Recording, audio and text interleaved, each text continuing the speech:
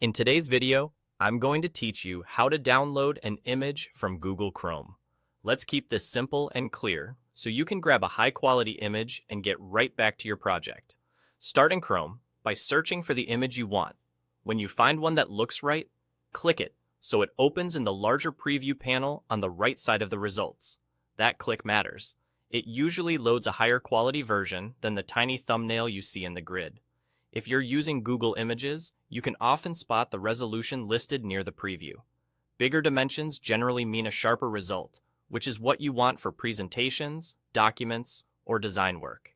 With the image open in that larger preview, move your cursor over the image itself and right-click. On a Mac trackpad, that's a two-finger click or a control click. On a Windows mouse, it's the standard right-click.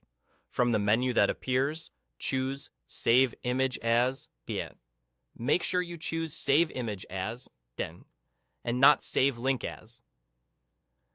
Save Link As, nice, can download a web page or a shortcut instead of the actual picture.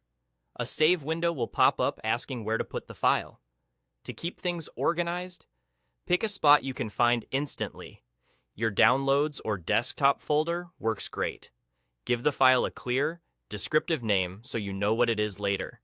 Leave the file extension as is, like .jpg or .png, since that tells your computer how to open the image. When you're happy with the location and name, click Save. Chrome will confirm the download with a small animation near the top right of the window. Click the arrow icon there to open the downloads list. You'll see your image at the top. If you want to jump straight to where it lives on your computer, click the folder icon or the Show in Folder or Show in Finder option.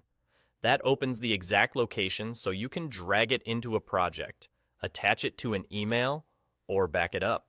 If you ever end up with a tiny blurry picture, it usually means you saved a thumbnail. Just go back, click the image to make sure it's fully loaded in the larger preview, and try again. And a quick tip, always make sure you have the right to use the image. Look for royalty-free sources or confirm licensing on the site you're browsing. That's it. Downloaded, saved, and ready to use. Your creative toolkit just got bigger.